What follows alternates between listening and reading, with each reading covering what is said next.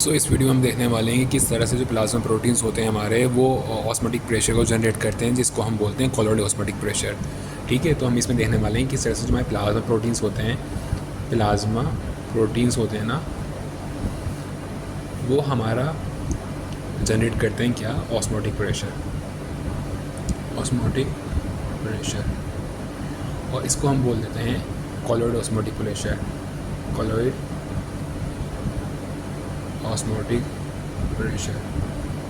तो हमने क्यों कहा कि ऑस्मोटिक प्रेशर को हमने कोलॉइड ऑस्मोटिक प्रेशर इसलिए कहा है यहाँ पे, क्योंकि प्लाज्मा प्रोटीन्स होते हैं वो कोलॉइड होते हैं, है ना।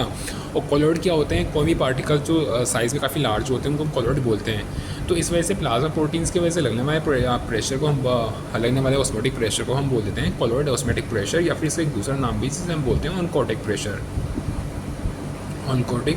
प्रेशर। सो हमने देखा था जो प्लाज्मा प्रोटीन्स होते हैं जो जनरली हमारे पास 3 टाइप्स के थे। कौन कौन से? एल्ब्यूमिन, हमारे पास एल्ब्यूमिन था, हमारे पास सेकंड ग्लोबुलिन था, और थर्ड हमारे पास फिब्रिनोजन था। ठीक है, ये 3 प्लाज्मा प्रोटीन्स हमने देखे, जिसमें से हमने ये देखा कि एल्ब्यूमिन जो होता है वो सबसे ज़्यादा ऑनकोटिक प्रेशर एक्सर्ट करता है। ठीक है, इन तीनों में मेजरली जो होता है वो एल्ब्यूमिन होता है। ठीक है ना, जो सबसे ज़्यादा ऑनकोटिक प्रेशर हमारा एक्सर्ट करता है। ऐसा क्यों होता है?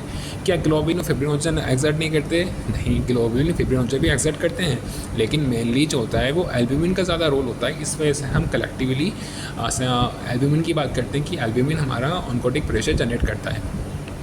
तो जब लास्ट वीडियो में हमने देखा था, तो हम जब फंक्शंस देख रहे थे तो हमने उसमें देखा था ना कि एल्ब्यूमिन का फंक्शन क्या होता है, to exert the osmotic pressure. Globulin का फंक्शन क्या होता है, इनेट एक्वायर्ड इम्यूनिटी एंड है ना, और एंजाइमेटिक फंक्शंस होते हैं। फिब्रिनोजन का फंक्शंस ब्लड क्लॉटिंग में होता है। सही है, तो ऐसा नहीं है। अगर क्वेश्चन आता है कि क्या globulin fibrinogen osmotic pressure generate नहीं करते, तो ऐसा नहीं है, तीनों ही करते हैं, लेकिन तीनों में सबसे ज़्यादा एल्ब्यूमिन करता है।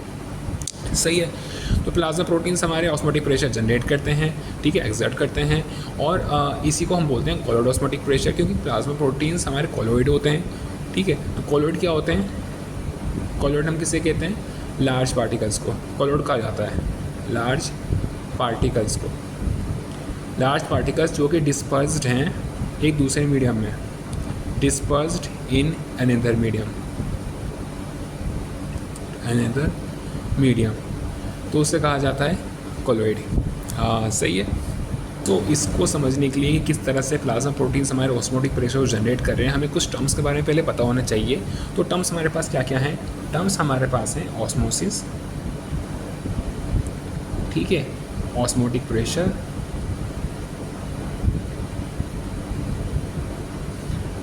सही है, और थर्ड है हमने कोलॉइड हमने देख लिया क्या होता है। तो वो क्या होता है? ऑस्मोसिस और ऑस्मोटिक प्रेशर क्या होता है? तो ऑस्मोसिस होता है हमारा, it is the movement of the solvent. Osmosis क्या होती है? सॉल्वेंट की मूवमेंट होती है। ठीक है, कहाँ से कहाँ मूवमेंट होगी? From low solute concentration to high solute concentration. ठीक है, तो ऑस्मोसिस क्या होता है? So osmosis is the process, ठीक है, of moving a solvent from low solute concentration to the high solute concentration.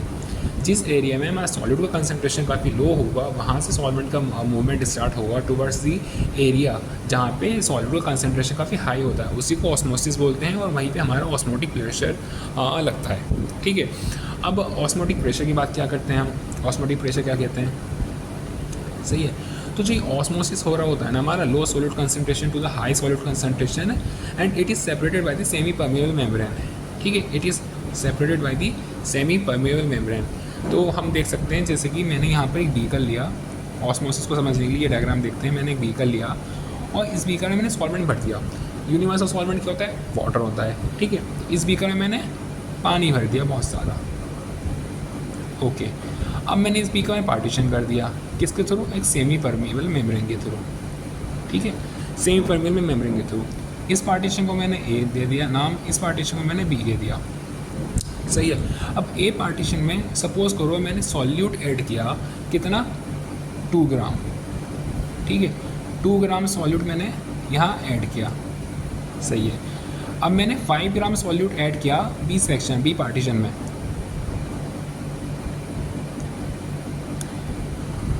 तो ऐसा करने के बाद क्या होगा, ऐसा करने के बाद ड्यू टू ऑस्मोसिस सॉल्वेंट की मूवमेंट होनी स्टार्ट होगी from low solute concentration to high solute concentration, तो सॉल्वेंट की मूवमेंट स्टार्ट हो जाएगी।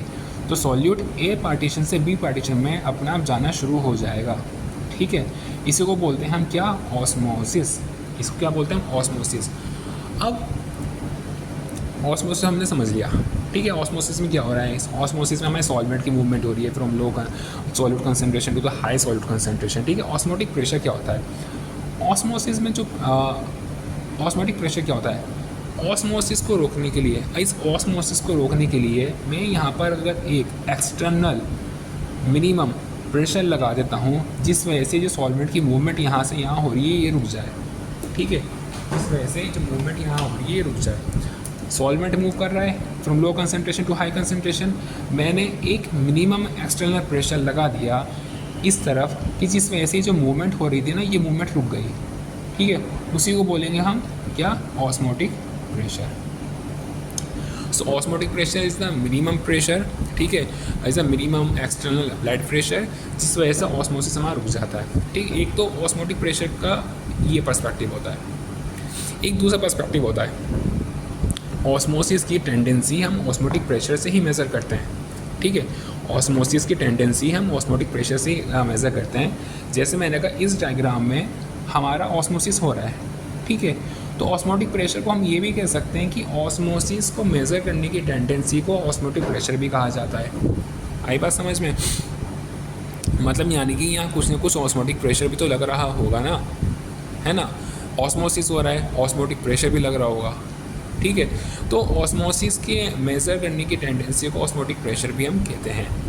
अब ये टॉपिक, ये पार्ट काफ़ी इम्पॉर्टेंट है आगे का पार्ट समझने के लिए। ठीक है, कि किस तरह से हमारी ब्लड वेसल में क्या काम हो रहा है, क्या ऑस्मोसिस लग रहा है, क्या ऑस्मोटिक प्रेशर लग रहा है, किस तरह से हमारे जो प्लाज्मा प्रोटीन्स होते हैं वो ऑस्मोटिक प्रेशर एक्सर्ट करते हैं, कोलॉइड ऑस्मोटिक प्रेशर एक्सर्ट करते हैं। ठीक है, सो अब हम क्या करेंगे, हमने यहाँ पर ली एक ब्लड वेसल। ठीक है, मैंने यहाँ पर एक ब्लड वेसल ली। ठीक है, this is my blood vessel. Okay, अब मुझे पता है इसमें ब्लड वेसल में हमारा ब्लड फ्लो कर रहा है। ठीक है, अब ब्लड के मैंने ब्लड में दो कंपोनेंट्स लिए अपने। ठीक है, ब्लड में दो कंपोनेंट्स, एक तो मैंने फ्लूइड कंपोनेंट लिया, जो कि क्या होता है, जो कि होता है वाटर। सही है, और दूसरा मैंने लिया है इसमें प्रोटीन कंपोनेंट, ब्लड का प्रोटीन कंपोनेंट, प्रोटीन जो कि मैंने लिए हैं प्लाज्मा प्रोटीन्स। वैसे ब्लड में काफ़ी सारे कंपोनेंट्स होते हैं, लेकिन इस टॉपिक को समझने के लिए क्योंकि हमें प्लाज्मा प्रोटीन समझना है। ठीक है, तो मैंने फ्लूइड कंपोनेंट लिया जो कि हमारा वाटर होता है, दूसरा मैंने प्रोटीन कंपोनेंट लिया जिसमें मैंने प्लाज्मा प्रोटीन्स अपने लिए हैं। ठीक है, plasma albumin, globulin and fibrinogen. सही है, इतना हमने देख लिया। अब यहाँ क्या हो रहा है, ये जो बाहर का साइड है इसे हम ले लेते हैं tissue. Suppose this is the tissue. ठीक है, ये हमारा जो पार्ट है ये हमारा टिश्यू पार्ट हो गया। ये हमारी ब्लड वेसल है, यानी कि हमारी कैपिलरी है। ठीक है, बाकी तरफ हमारा टिश्यू है। ठीक है, तो यहाँ क्या हो रहा है, अब हमारी जो भी ब्लड वेसल होती है, जो भी कैपिलरी होती है ना, उस पर इनिशियली दो फोर्स एक साथ लग रही होती हैं।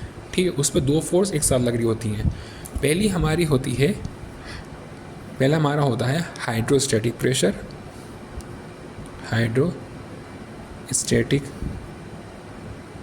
प्रेशर, ठीक है, और दूसरा लग रहा होता है हमारा ऑस्मोटिक प्रेशर बोलूँ उसको मैं, या फिर कोलॉइड ऑस्मोटिक प्रेशर बोलूँ,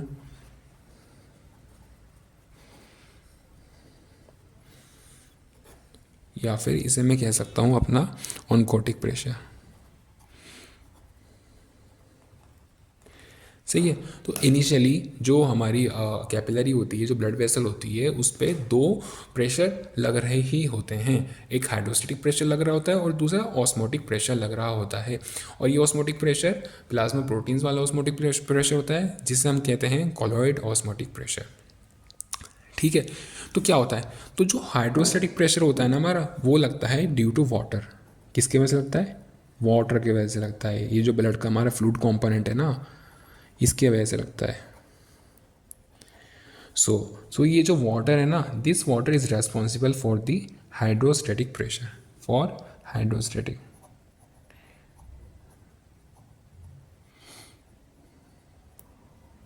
ओके। और जो हमारा प्लाज्मा प्रोटीन वाला कंपोनेंट है, वो रेस्पॉन्सिबल होता है for the colloid osmotic pressure.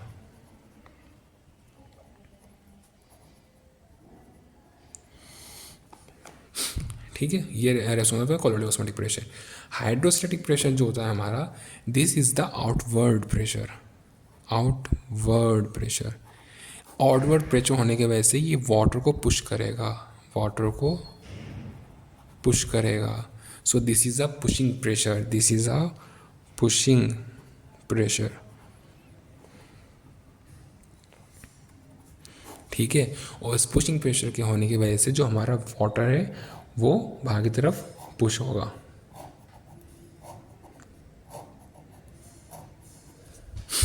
आया समझ में? लेकिन जो हमारा प्लाज्मा प्रोटीन्स की वजह से प्रेशर लग रहा है, which is a colloid osmotic pressure, ये हमारा इनवर्ड प्रेशर होता है। ये हमारा क्या होता है? This is a inward pressure. Inward pressure जो क्या करता है? जो पुलिंग ऑफ वाटर करता है, जिसे हम पुलिंग प्रेशर भी बोलते हैं। इसे हम पुलिंग प्रेशर भी बोलते हैं। क्यों? क्योंकि ये वाटर को पुल करता है, पुल्स वाटर। ये क्या करता है? ये वाटर को पुल्स करता है। ओके, समझ में आया? हमने देखा जो हमारी ब्लड वेसल होती है, ठीक है, जो कैपिलरी होती है, उस पर दो टाइप के प्रेशर एक्ट कर रहे होते हैं एक साथ। ठीक है। और ये दोनों एक साथ, पहला हमारा हाइड्रोस्टेटिक प्रेशर होता है, दूसरा हमारा कॉलॉइड ऑस्मोटिक प्रेशर होता है, जो कि प्लाज्मा प्रोटीन्स की वजह से लग रहा होता है। हाइड्रोस्टेटिक प्रेशर जो होता है वो किसकी वजह से लगता है? वो वाटर की वजह से लगता है। ठीक है। और जो हमारा कॉलॉइड ऑस्मोटिक प्रेशर होता है वो प्लाज्मा प्रोटीन्स की वजह से लगता है। जो हमारा हाइड्रोस्टेटिक प्रेशर होता है, ये हमारा आउटवर्ड डायरेक्शन में लगता है, जिसके वजह से वाटर हमारा भाग की तरफ पुश होता है। ठीक है, टिश्यू की तरफ पुश होता है, और इसको हम पुशिंग प्रेशर भी बोलते हैं। लेकिन जो हमारा ऑनकोटिक प्रेशर होता है या फिर ऑस्मोटिक प्रेशर होता है ना, वो हमारा इनवर्ड प्रेशर होता है, जिसके वजह से क्या होता है? हमारा पुलिंग ऑफ वाटर होती है। पुलिंग ऑफ वाटर होगी अंदर की तरफ। ठीक है। उसके वजह से क्या होगा? इसके वजह से वाटर की पुलिंग होगी अंदर की तरफ, वाटर की पुलिंग होगी अंदर की तरफ, तो ये वाटर को पुल करता है।